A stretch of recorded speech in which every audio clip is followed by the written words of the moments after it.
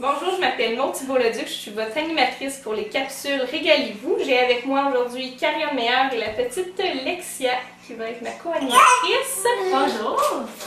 Donc aujourd'hui, on va faire une recette de pâtes avec les restes du frigo. Donc ça peut être n'importe quoi qui reste. Dans le fond, les légumes comme du céleri, le panais, les carottes, champignons, poivrons, les oignons qui restent.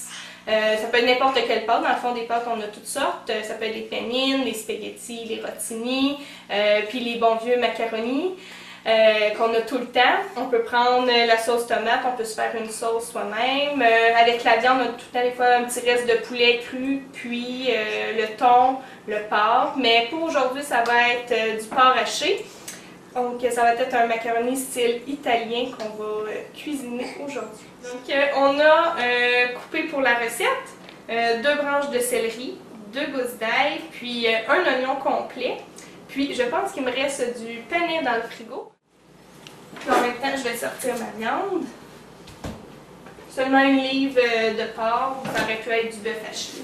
Je vais aller mettre mon eau à ébullition. Que j'ai rempli un gros chaudron à moitié.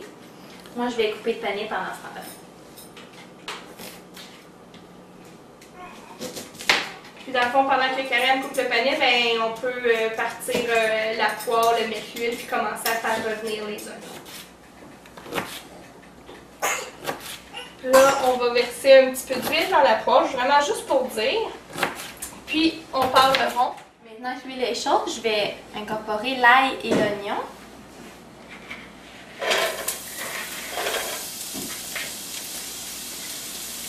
On va brasser un petit peu. Fait qu'on a juste besoin de faire brasser, faire frémir l'ail et l'oignon pendant seulement 2 minutes. Moi, j'ai mis 2 tasses de pâtes, les macaronis, qui est la portion adéquate pour une petite famille de 4 personnes. Donc, puisque mon goût, je vais pouvoir les mettre dans le chaudron. Ça va prendre jusqu'à 10 minutes à bouillir.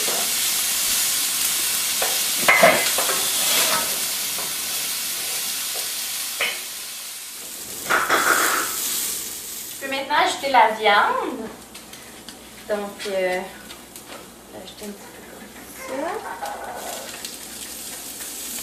On va la mettre, puis on va la laisser un bon 5-10 minutes jusqu'à temps qu'elle a perdu sa couleur rosée. Entre temps, on peut mélanger un peu les pâtes juste pour pas qu'ils collent. Si on veut qu'ils collent, on peut rajouter un petit peu d'huile végétale, quelconque, juste pour pas qu'ils collent pendant qu'ils bouillent.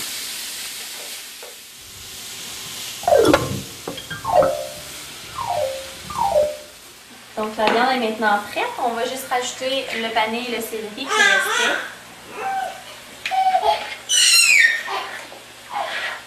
Puis pendant ce temps-là, moi je vais aller faire égoutter les pâtes, puisqu'ils sont prêts.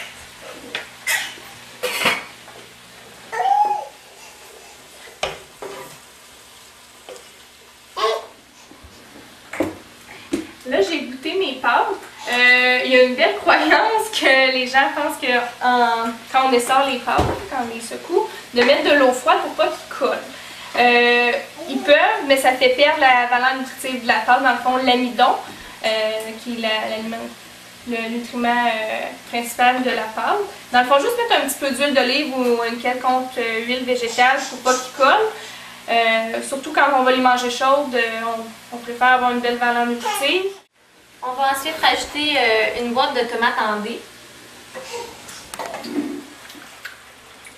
On va laisser mijoter un peu. On aurait pu, à la place de mettre une crème de tomate, on aurait pu faire une sauce maison.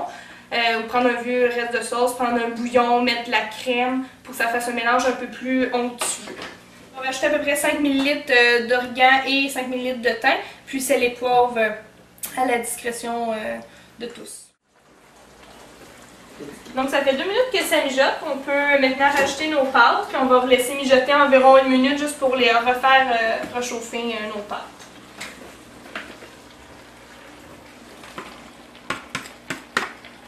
Donc ça fait 1 minute que ça bouille, donc c'est assez chaud, donc on va pouvoir le transvider. Ça va nous faire un plat nutritif, dans le fond avec nos 4 groupes alimentaires qui est intéressant.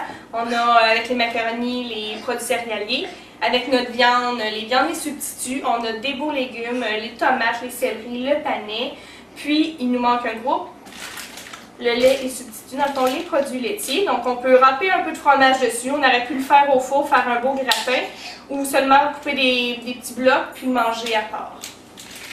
Donc, on en a fait un repas. Puis, s'il en reste, on peut l'emporter pour nos lunchs le lendemain ou pour un autre souper durant la semaine. On va goûter à ça.